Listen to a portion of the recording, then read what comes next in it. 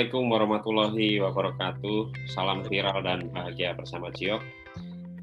Sebelum saya menyampaikan open mind, bukan open mind lah ya, berbagi cerita lah. Tapi saya ingin memberikan masukan sedikit buat Bu Sri Adre Lince ya Bu ya. Jadi salah satu manfaat Jiok itu tadi seperti yang saya lihat Ibu sudah paham, mungkin sudah dijelaskan sama Pak Harsono, tapi saya juga ingin berbagi kepada yang lain. Ya, selain batuan turmalin ini mampu menyebarkan anion atau ion negatif yang kita tahu sangat bermanfaat sekali bagi tubuh kita, seperti apa yang disampaikan oleh Asian Medical Journal ketika 100 ion negatif per sentimeter kubik per detik hingga 500.000 ion negatif per sentimeter kubik per detik itu membantu tubuh menyembuhkan sendiri. Nah, apa sih maksud membantu tubuh menyembuhkan sendiri? Artinya bahwa ion negatif ini mampu memperbaiki sistem metabolisme tubuh. Nah, kaitannya dengan tadi pertanyaan Pak Abu Salam, kenapa kok berbeda-beda antara satu orang dengan orang lain ya, seperti kok 1 minggu belum terasa apa-apa, terus kemudian ada yang 2 minggu, ada bahkan yang pegang beberapa hari saja sudah merasakan manfaatnya. Nah, ini sangat tergantung juga dengan makanan yang dikonsumsi. Jadi ketika tubuh kita metabolismenya baik, kita juga harus didukung dengan nutrisi yang baik Bapak Ibu. Jadi 4 sehat 5 sempurna tetap harus diperhatikan. Jadi jangan mentang-mentang kita pakai Jiok terus kita berharap langsung sempurna ya, artinya bisa serta-merta cepat gitu ya. Karena ini berbeda antara satu orang dengan orang yang lain. Jadi saya sarankan tetap istirahat cukup, tidur cukup gitu ya, karena itu salah satu membuat peningkatan imunitas tubuh kita ya. Karena kalau Bapak Ibu walaupun pakai Jiok tapi tetap sering begadang dan sebagainya, itu juga tetap tidak akan efektif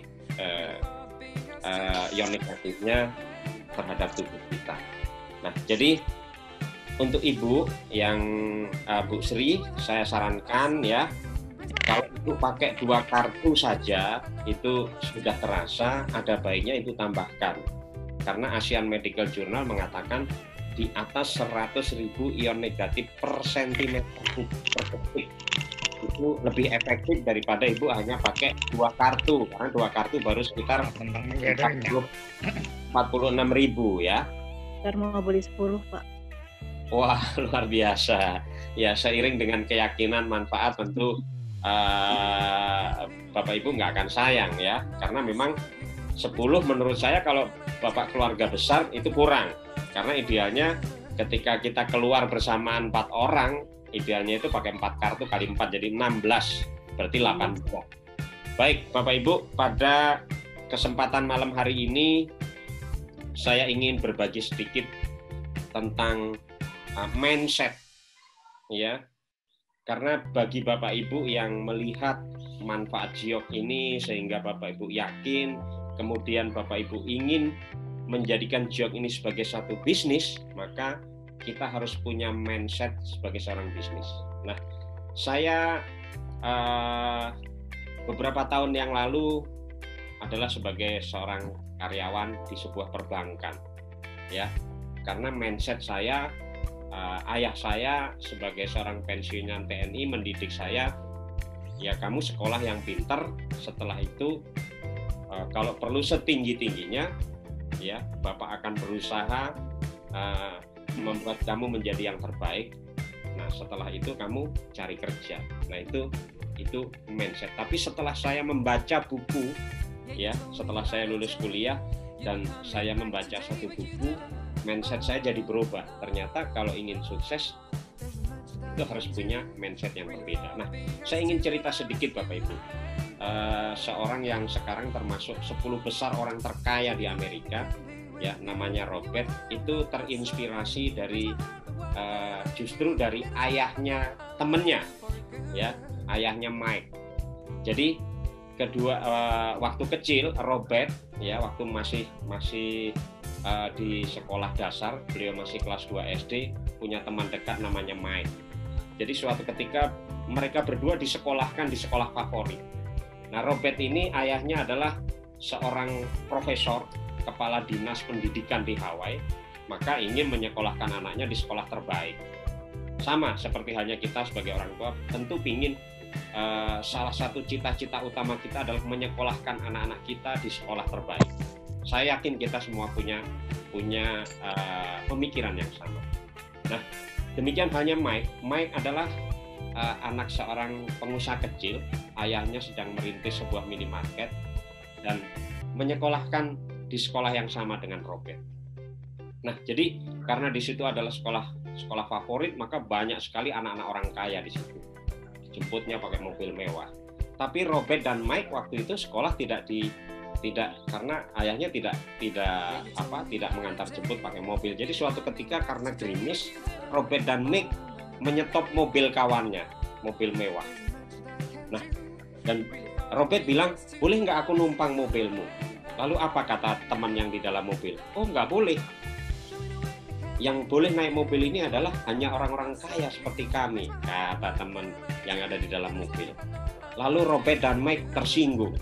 Tapi dia tidak tersinggung kepada temannya yang ada di dalam mobil, yang dijemput pakai sopir mobil mewah, mobil limosin. Kalau di Amerika sana itu kategori mobil mewah, bisa dibayangkan Bapak Ibu masih sekolah aja dijemput pakai mobil limosin. Jadi si Robert sama Mike, kedua anak ini pingin sekali naik mobil itu karena waktu itu hujan, dan dibilangin bahwa oh nggak boleh, kamu orang miskin, yang boleh naik mobil kami ini hanya orang-orang kaya seperti kami. Jadi Robert dan Mike, bisa dibayangkan Bapak Ibu ketika Bapak Ibu misalnya yang dibilangin seperti itu adalah Anda, bagaimana perasaannya? Bapak Ibu tentu bisa merasakan perasaan Robert dan Mike saat itu. Lalu Robert dan Mike jalan kurang lebih sekitar 3 kilo pulang ke rumahnya. Dan dia menemui ayahnya Robert yang saat itu sudah pensiun sebagai seorang profesor kepala dinas pendidikan di Hawaii sana.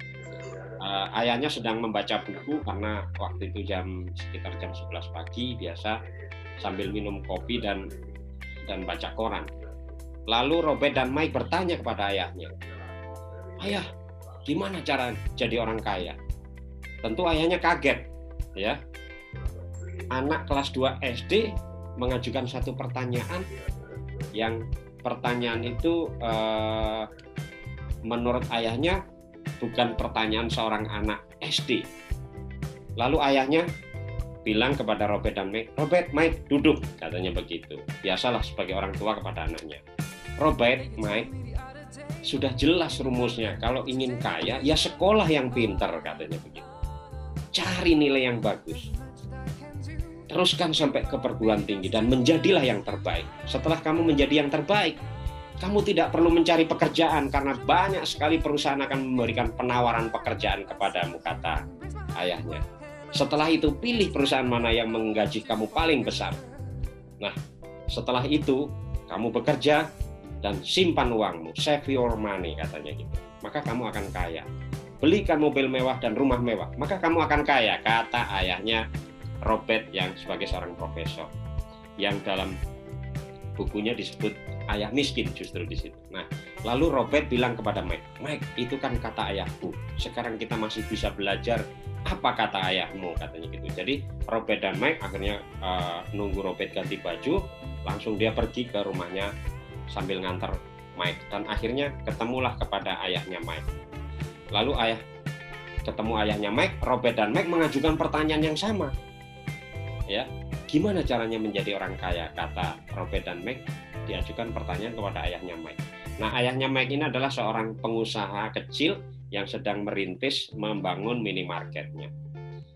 Nah, lalu ayahnya Mike bertanya kepada Robert dan Mike, "Robert, sudah ditanyakan kepada ayah, bukankah ayahmu seorang profesor?" katanya. Lalu Robert dan Mike jawab, "Sudah."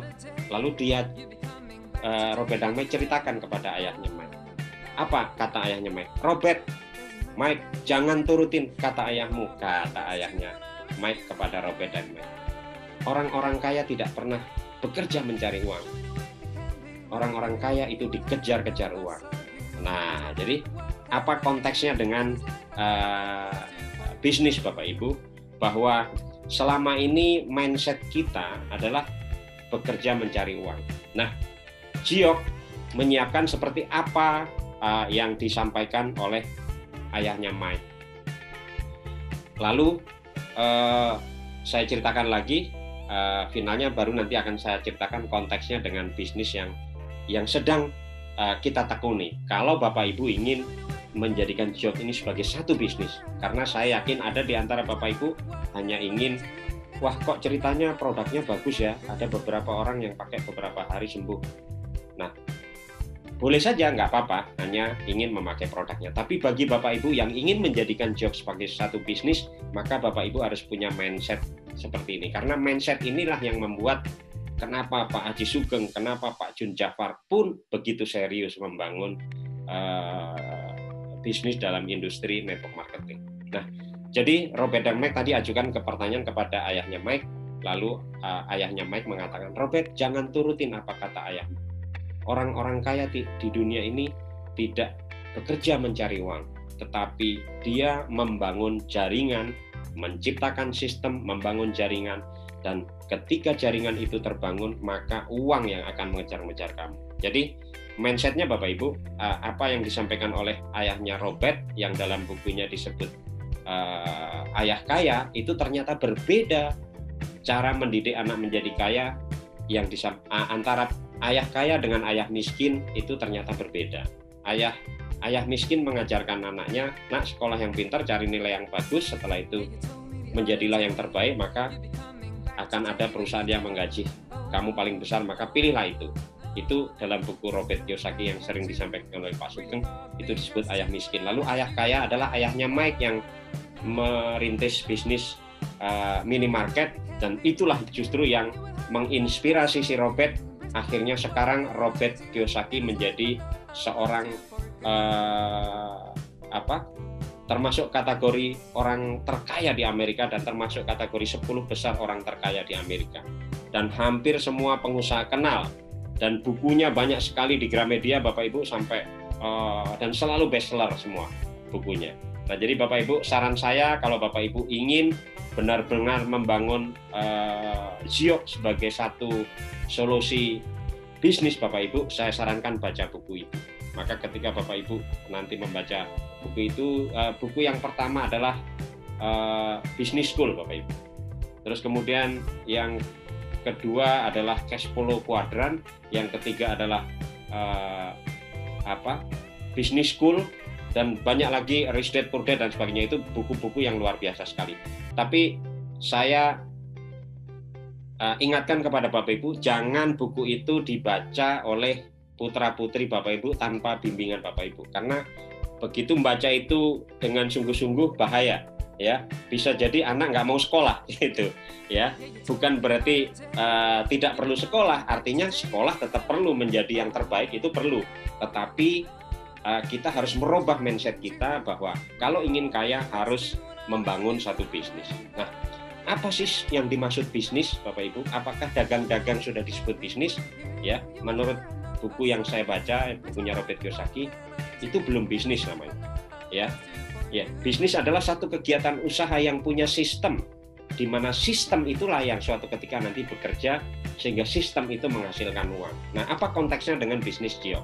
Ya, Bapak Ibu, kalau Bapak Ibu memang mampu menciptakan satu sistem sehingga Bapak Ibu punya bisnis yang laku keras, ya, bangun brand mereknya, kemudian ciptakan sistem dan Bapak Ibu jual franchise-nya, itu akan lebih cepat kaya ketika daripada Bapak Ibu hanya menjual barangnya, ya. Nah, itu mindset yang harus kita bangun. Tapi kalau Bapak Ibu tidak mampu membangun sistem, maka ikutlah perusahaan yang punya sistem, itu kata Robert Kiyosaki. Salah satunya adalah network marketing. Nah, tentu Bapak Ibu harus memilih network marketing yang punya kriteria seperti yang dimaksud Robert Kiyosaki. Yang pertama adalah produknya. Produknya harus bermanfaat untuk orang lain. Itu dulu yang pertama. Setelah produknya bagus, baru Bapak Ibu lihat sistem, ya, sistem marketnya, marketing plan-nya atau bisnis plan-nya. Memungkinkan nggak Bapak Ibu sukses dalam waktu yang terukur, ya. Dalam waktu yang terukur itu maksudnya dalam waktu 2-3 tahun, paling lama 6 tahun. Ya. Kalau 6 tahun atau 3 tahun Bapak Ibu tekuni tidak tidak menghasilkan passive income, maka tinggalkan.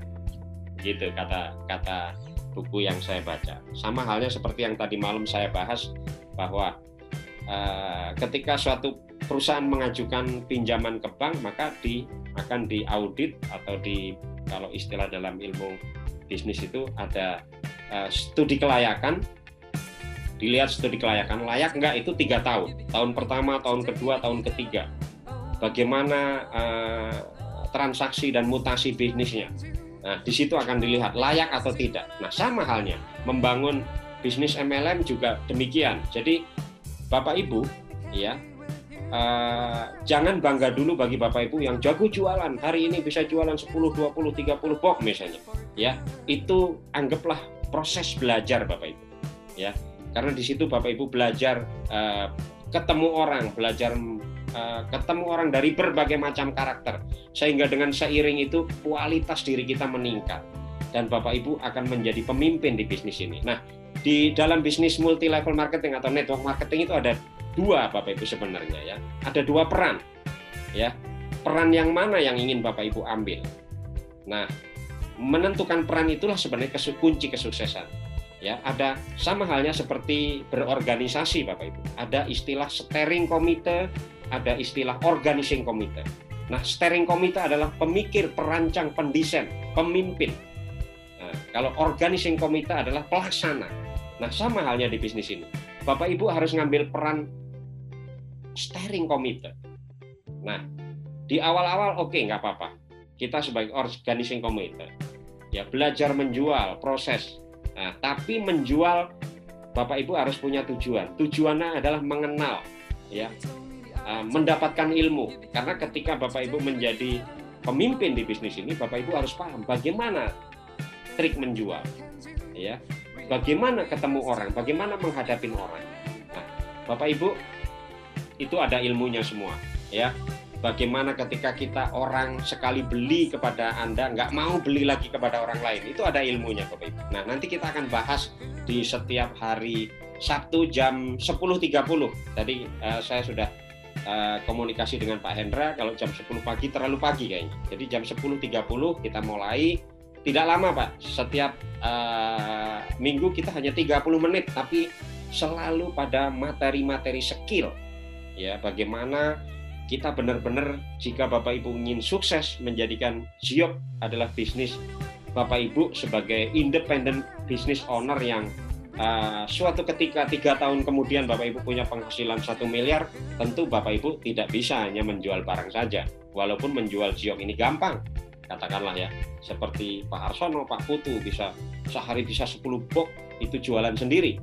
Tapi ketika Bapak Ibu hanya pintar menjual, tidak mampu menduplikasikannya kepada jaringan Bapak Ibu, pada akhirnya Bapak Ibu mampu memimpin jaringan dengan baik, maka tidak akan mungkin Bapak Ibu berhasil di bisnis Giok atau bisnis apapun. Ya, sama, Bapak Ibu mau menjalankan bisnis network marketing di luar sana pun, orang-orang yang sukses adalah orang-orang yang punya kemampuan leadership. Tapi Bapak Ibu nggak usah khawatir, yang sekarang barangkali ada di antara Bapak Ibu, waduh Pak Teguh, saya ini nggak bisa ngomong, saya ini orangnya introvert, pendiam, pemalu, dan sebagainya. Nggak perlu khawatir Bapak Ibu, karena di sini ada pelatihan-pelatihannya, semuanya bertahap. Dan yakinlah sama saya, ketika Bapak Ibu konsisten dalam waktu setahun membangun bisnis jaringan ini dengan baik artinya seperti yang sering dikatakan Pak Haji Sugeng, teachable itu adalah orang yang mau belajar, orang yang nurut, ya, kepada coachnya. Coach, saya lebih cenderung menyebutnya bukan konsultan. Kalau Pak Haji Sugeng sering konsultan, tapi coach, beda konsultan dengan coach, ya. Kalau coach itu membimbing, mengajari, tapi dia juga pernah melakukan. Beda dengan konsultan. Kalau konsultan itu mereka biasanya pendidikan tinggi, memang punya latar belakang, katakanlah beliau seorang konsultan hukum, beliau harus seorang sarjana hukum. Beda dengan bisnis. Bapak Ibu bisa menjadi seorang coach tanpa harus berpendidikan tinggi. Jadi kalau misalnya mohon maaf, kayak Pak Harsono pun sebagai seorang penjual dugan gitu ya, yang katakanlah tidak berpendidikan tinggi, Pak Harsono ketika punya pengalaman menjual, ketika punya pengalaman menghadapi berbagai latar belakang orang gitu ya, dan bisa menjadi coach, menjadi pemimpin, dan bisa sukses di bisnis jaringan, Bapak Ibu. Nah, sebagai penutup, Bapak Ibu, saya ingin cerita lagi kembali kepada Robert. Dan sekarang Robert Kiyosaki menjadi seorang konsultan bisnis yang sangat terkenal. Jadi suatu ketika ada pengusaha yang sedang bertumbuh di Amerika ingin menjadikan Robert T. Kiyosaki menjadi konsultannya. Jadi akhirnya beliau suatu ketika telepon manajernya si Robert dan ingin menjadikan Robert konsultannya dan membuat janji ketemu dengan Robert. Akhirnya ketemu. Nah, jadi terjadilah kesepakatan Bapak Ibu antara Robert dengan si pengusaha yang sedang bertumbuh ini. Nah, oke, kata Robert, siap, saya akan menjadi konsultan Anda, tapi ada syaratnya, kata Robert kepada si calon kliennya ini. Syaratnya apa? Syaratnya apapun yang kami sarankan harus diikutin, katanya gitu. Itu dalam MOU-nya. Kalau setuju, silakan bayar. Nah, komitmennya adalah 1 miliar rupiah untuk tahun pertama. Itu untuk Robert menjadi konsultannya si pengusaha ini. Nah, jadi oke, deal. Jadi apapun yang disarankan si konsultan harus diikutin, harus dituruti. Deal. Nah, begitu ditandatangan kontrak Bapak Ibu, uang ditransfer ke rekening perusahaannya Robert 1 miliar, langsung saat itu juga Robert memberikan saran, dan tadi sesuai komitmen sarannya harus diikutin. Nah, saran Robert apa? Kata Robert, langkah pertama, potong kumis Anda, karena kebetulan pengusahanya itu berkumis. Wah, dia nggak mau. Apa hubungannya ini? Bisnis dengan kumis? Nggak ada hubungannya. Saya selama ini membangun bisnis, saya berkumis juga, perusahaan saya bertumbuh. Kok ini tiba-tiba saya harus potong kumis? Dia nggak mau, Bapak Ibu. Dan apa yang terjadi, Bapak Ibu? Uang 1 miliar yang sudah ditransfer ke perusahaan Robert dikembalikan kepada si pengusaha. Anda tidak layak ikut saya menjadi konsultan Anda. Nah, apa konteksnya bisnis ini, Bapak Ibu? Nah, kalau Bapak Ibu ingin sukses, Bapak Ibu ikutin saran upline atau coach Anda di bisnis ini, karena dia tidak akan menjerumuskan Anda. Artinya, kalau Bapak Ibu ingin sukses di bisnis ini, ikutin saran upline aktif Anda, saran coach Anda. Kalau dia mengajarkan bagaimana Anda pakai produknya, ya pakai produknya. Ya, bukan berarti coach Anda ingin semata-mata ingin menjual, tapi ingin membimbing Bapak Ibu untuk sukses di bisnis. Nah, Bapak Ibu, barangkali itu yang bisa saya sampaikan. Mudah-mudahan Bapak Ibu terinspirasi. Jadi intinya, kalau kita ingin sukses, ya kita harus ikutin saran orang yang sudah berhasil. Nah, Bapak Ibu di bisnis ini, kalau upline Anda tidak aktif, cari upline lagi yang di atasnya lagi, sampai ketemu upline yang serius, yang aktif, dan itulah coach Anda. Ikutin saran-sarannya. Ya, kuncinya itu Bapak Ibu. Mungkin itu saja yang bisa saya sampaikan, Pak Handoko. Lebih dan kurangnya saya mohon maaf, dan salam viral dan bahagia bersama Gio. Wassalamualaikum warahmatullahi wabarakatuh.